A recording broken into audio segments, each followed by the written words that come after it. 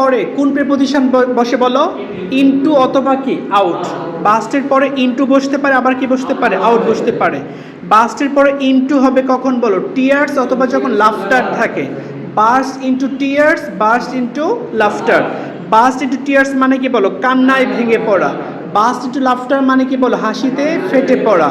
আর বাস্টের পরে আউট হয় কখন? যখন কি থাকে বলো? ক্রাইং অথবা কি থাকে? লাফিং। বাস্টের পরে ক্রাইং অথবা লাফিং থাকলে কোন প্রিপজিশন হবে? আউট।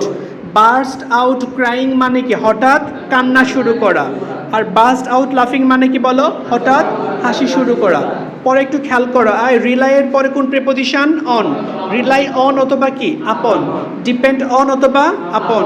কাউন্ট অন অথবা আপন। হিঞ্জ অন অথবা কি বললাম? আপন। এই সবগুলো মানে একটা, সেটা কি বলো? নির্ভর করা। You can depend on me না you can depend upon me, কোনটা? দুইটাই। দুইটাই না?